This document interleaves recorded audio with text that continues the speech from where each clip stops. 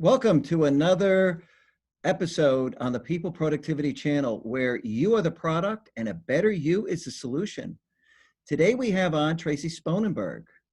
Tracie is super interesting. You're going to love this interview. She is an individual who is actually a transformational person. She wants to change her industry. And I don't know if many of you have ever watched Steve Jobs' video on YouTube, The Secrets of Life, where he says, you know what? He realized one day that if he poked on the world, he could change it and make it better. And certainly we're in a world that needs to get better. So if you'd like some motivation on what you can do, perhaps to emulate what Tracie's doing, I think you should tune in because she is making an impact and you have a voice too. But Tracie, welcome. Maybe you could introduce yourself. Oh, thank you, Frank. That's far too kind and really nice to be mentioned in the same paragraph as Steve Jobs, who's done some really cool things. But so thank you for having me. This is fun, and I've been working in human resources. How I really describe myself is a business professional who specializes in people. But I've spent my career doing this, and I'm currently the chief people officer for a company called the Granite Group, and we're located in Concord, New Hampshire, but all over New England, and we're a distributor of plumbing, heating, cooling, water, and propane supplies. So we were just talking about plumbers offline, and so if you call your plumber, they come and fix your toilet. They say to you, hey, you need a wax ring. I have one at the shop. Well, they're coming to us or one of our competitors to get that product. And we do a lot of other things too, but that's the easiest way to explain. And so throughout my career, I've worked in a number of different industries and a number of different kinds of companies, but I've really found my home in the mid-size, privately held, and in this case, family-owned kind of business. Yeah, fabulous. So, you are one of these people who's trying to change HR, and by all means, HR does need to be transformed to be more strategic and much less operational. What motivated you to say, hey, I can make a difference and I can actually impact HR and get other people interested in making it better? So it was sort of a gradual, but at the same time, pretty kind of snap your fingers sort of transformation. I don't know how that's really possible, but for me it was. I spent the majority of my career as having a job and not a career. So I would come to work every day, I would do tasks, I was very tactically focused. I started my career in a large global company, and I wasn't in a strategic role there, but I was always in some sort of strategic role. But that is what you make of it to some degree. And I always had that component, but I always approached it from a really tactical mindset. And my mindset was always sort of watching others and seeing, why can't I be doing that? Or why can't I? And putting other people in the position to be impacting my potential success than myself. So, and then a few things happened. 10 years ago, my position was eliminated at a company that I thought I would be at forever for a while. And that kind of catapulted me into a position where I had to be looking for a job in a terrible economy. And it was the best thing that ever happened to me. I'm an introvert. I'm comforted by routine. I'm not a risk taker. Yeah. So that really pushed me out. And I ended up in a role without previously having management experience or people management experience. I ended up in a role where I had 40 direct reports, and that was kind of crazy. And it gave me a lot of great experience. And then I went to a company that was not a startup per se, but very much acted like a startup, private equity backed, and gave me a lot of great experience. So I kind of took all of that and built upon it while still really staying in my tactical mindset. About 7 years ago, I kind of had an epiphany and realized I was unhappy and unhealthy, and started to change myself and lost a bunch of weight and started exercising and eating better. And that gave me a whole new outlook. And I'm not saying that's what people need to do to help change things, but for me, it started with me. Epiphanies do help. I have heard that term so many times. I myself had one about the human side of business. So there are those moments, this dawning of awareness where people say, hey, wow, I've got to do something different. I could do this differently. Yeah, and I think it starts with us, right? So it doesn't start with other people. And I was looking externally, not internally. So like when you talk about epiphanies, that was one because I realized that, if I was unhappy about something, I shouldn't, and I couldn't really wait for the world to change it for me, that I had to do something about it. So that gave me more confidence, and you see progress, and so that led to all sorts of things. And I, about 4 years ago, went through a process in my current company where this is about 5 years ago now, we had an employee come out as transgender. And this was Mhm. something that was brand new to me.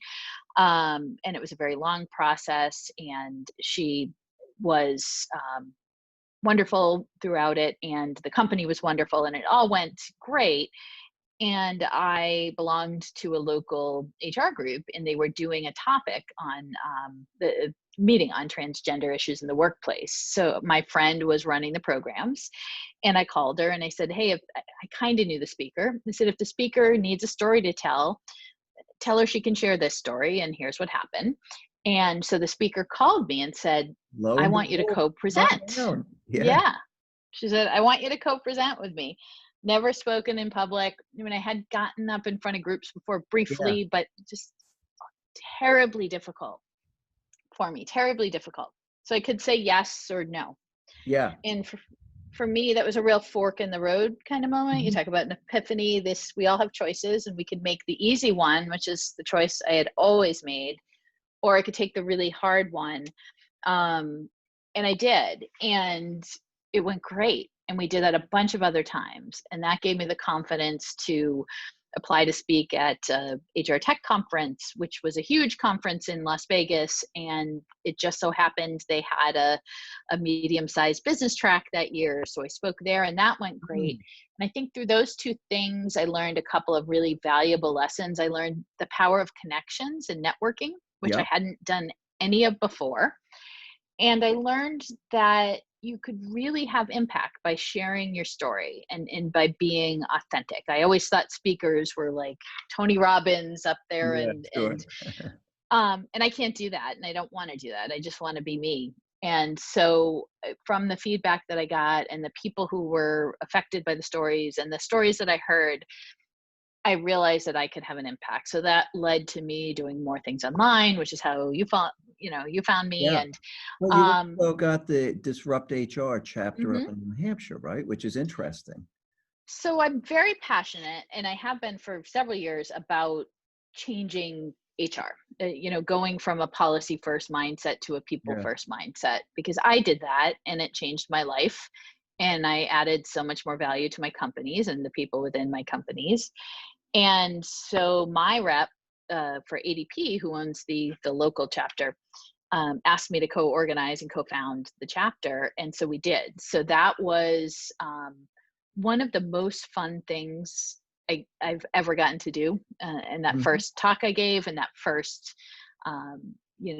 event, the second event was wonderful too. But it was really great to see all kinds of people come out and just be inspired by all of these crazy ideas that we put Yeah. forth in the presentations.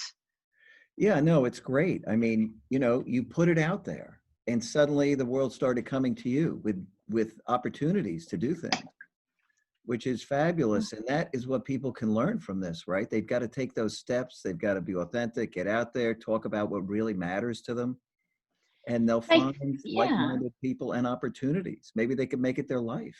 You never know. And I think some people do, and that wasn't ever anything I was seeking. It wasn't ever anything I never wanted to be a public speaker. That was never in the back corners of my mind either. But we all get into human resources to help people, Mhm. and I am motivated by that. And I am seeing that I'm able to impact people, and that's what keeps me going. If I can connect, and this happened not too long ago, two people to somebody who's hiring and someone who needs a job, I can connect them, and that person gets that job and ends up being a wonderful fit for that company. Yeah. That's the kind of stuff that really fuels me. Or if I see someone take a chance on applying for a job, and who you know chats with me about it, and they get that job, and it was a reach job, that's just kind of feeds my soul. I mean, my day to day is great, Hmm. My company's wonderful. But all of these little fun extra things add that extra layer to really fuel my soul and my creativity. Yeah. That's fabulous. I was looking at some of the articles that you had on LinkedIn, and it made me think of this quote by the Right Honorable Matt Hancock. We should automate the work and humanize the jobs. Let's give the mundane to the machines and the purpose back to the people. And you were talking about automating things in HR to free up more time for the human side of business. Right, right. I love that. So what did you do? You really, took processes that were broken and I think it started when I walked into my current company. I've been there almost 5 years, or just about 5 years, and I was handed a 51-page new hire packet of paper where I mm, had to write my own name and address, I think like 15 times, something like that. And we had at the time 30 locations. We're decentralized with the hiring. I'm like, this can't be the process. And what had happened, and this happens a lot, I think, is number one, their HR professionals often feel like they don't have time to yeah. learn to do something different.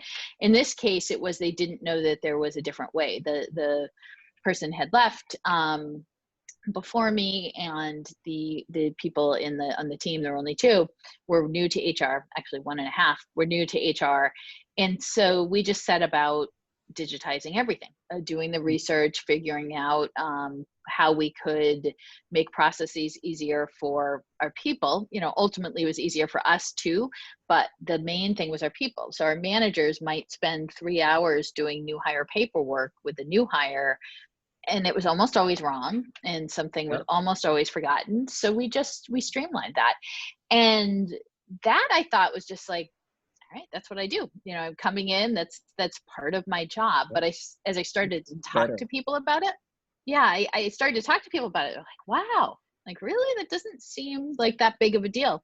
And it's still the thing I get asked to talk about the most. And I have several things coming up on technology, which I'm not super technologically savvy. I Mhm. just could figure stuff out. And that's what I try to get across, that you don't have to be some kind of tech guru. You just have to understand people, and you have to understand how to get from point A to point B, and try to figure out the quickest way to do that. That I'm very good at. So Yeah. I have low patience, so I'm very good at figuring out how to get to from point A to point B in the quickest amount of time. So Yeah. that's how that happened.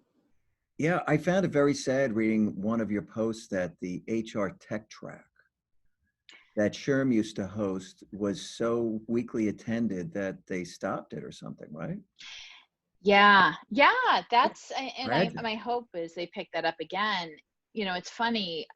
I spoke earlier this year at a NERA conference, and NERA is the Northeast HR Association run by Tracie Burns, who's amazing.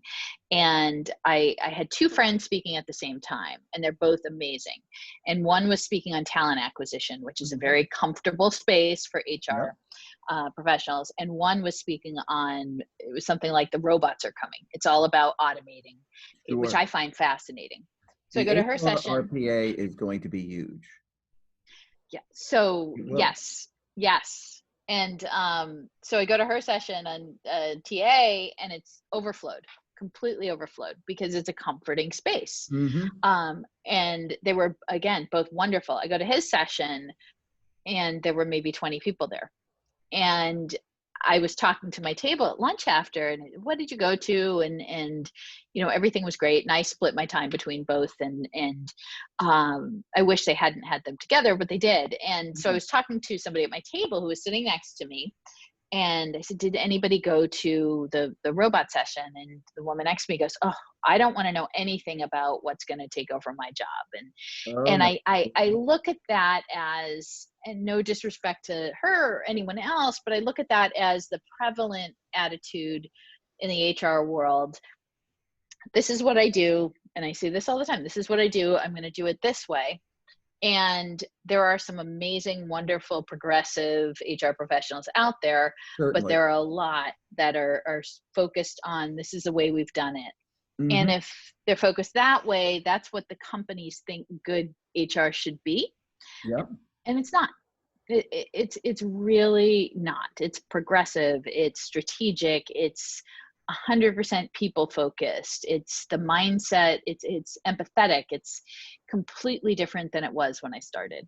God, I mean, when you and I first spoke, I mean, I was so attracted to what you're doing because to me, HR is sitting on the single largest opportunity of any area in any company. People are the most important tool in every company. It's a digital era. And as all the mundane stuff is automated with the robotics and the other technology that's out there, that leaves really, cross-functional, collaborative, innovative work to be done. Right. Right. So the And we're humans scared, right? are, yeah, humans Some people are are scared. the creative tool and they're worried, they're scared. It's like the Luddite movement, right? Let's destroy all the technology. Hmm. It's taking our jobs. The reality is you got to embrace it. And I agree with you. And then make the world better. Because why should people be doing that mundane stuff? Give the meaning Right. and purpose back to the humans. Right. Right. And technology can make us more human, not less, really. That's what it gets us back to doing the things that we should be doing. That's right. The rehumanization of life and work, which is a Right. great thing. Right. Really, really is. So then you started HR Rebooted too, right? With your Yes, I friend.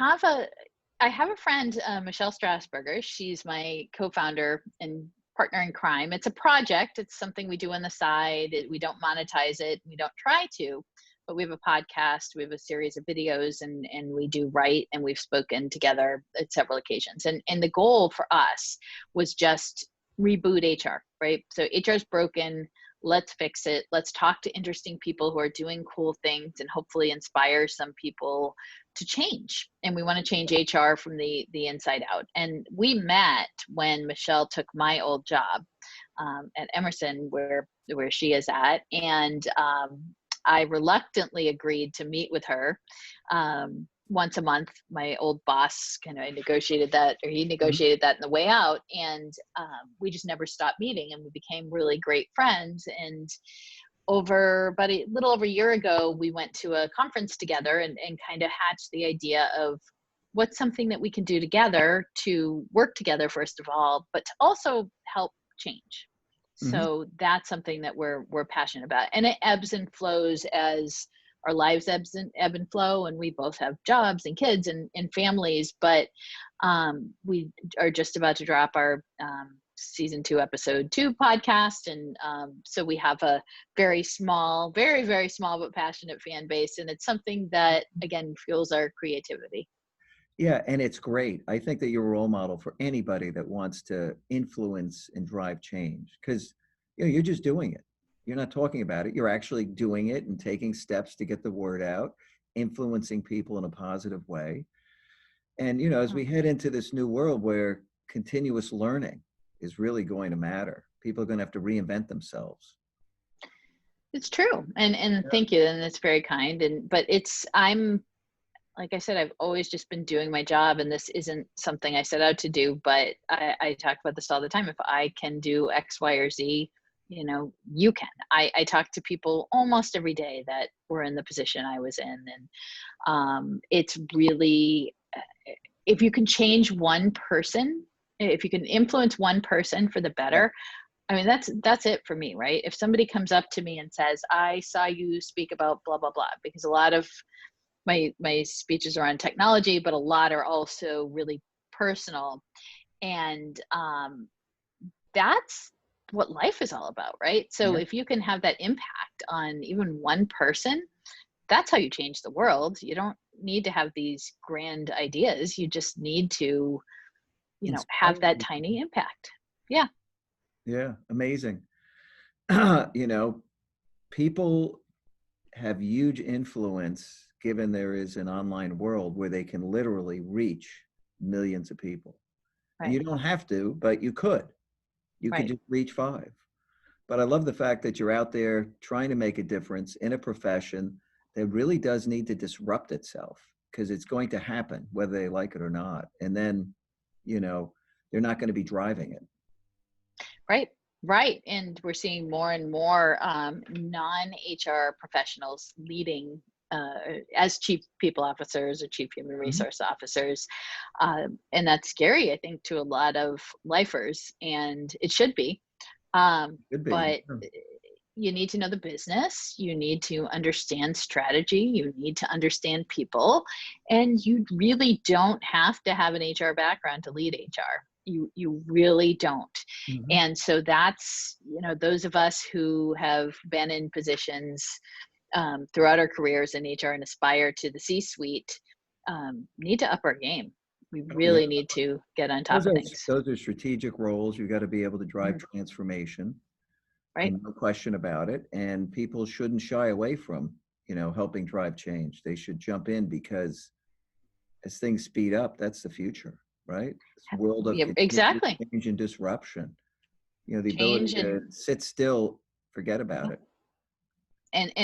have the ability to have those tough conversations and challenge your CEO, and call someone out on bad behavior, and do these things that we may not have done earlier in our career. That's all necessary. It's Yeah. funny, I used to teach, and I talked to my class about this, and the vast majority, once you talk about what's it really like to work in this kind of role, vast majority are, I'm good. I'm happy where I'm at, because it becomes less about the things that people are comfortable with, Mhm. and more comes more down to the people in the business, the people in the strategy, and marrying those things together. Yeah, and certainly, without a doubt, I mean, that's what we see happening. This is Yeah, a for sure. transformational world, and I love the fact you're out there making a difference because we need more people out there spreading the word and accelerating the change that's going on. Yeah. Because Well, then, in thank fact, you. you're driving it, right? Then you're driving it. You're not actually being pulled along. I had an Right. old boss years ago, Prue, his saying was act or be acted upon. Hmm. And, it really is true. If you don't do Right. something, it is going to happen. You just won't be the one doing it. Right. Right. You can either, be ahead of it, or you can lag behind and get pulled along. Yeah, yeah, super. Well, listen, I think you're an inspiration to so many people because you didn't just sit there and say, I'm going to wait for things to happen. You're driving change. You've got Disrupt HR, Reboot HR, as if one wasn't enough. So I really give you a lot of credit. And is there anything you want to share with the audience before we say farewell? I think one of the things that's really important is, and I give the same piece of advice whenever I'm asked about advice to either younger folks or my past self, is take a risk.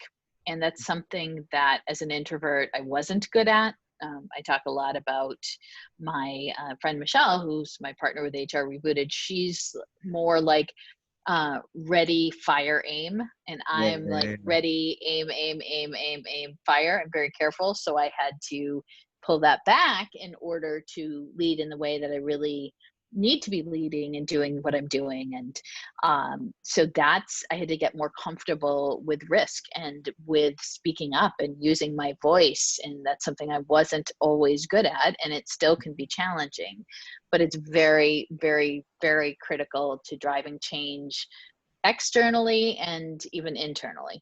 Yeah, and honestly, people's resume is becoming what they do online in many ways. That's who Mhm. they are.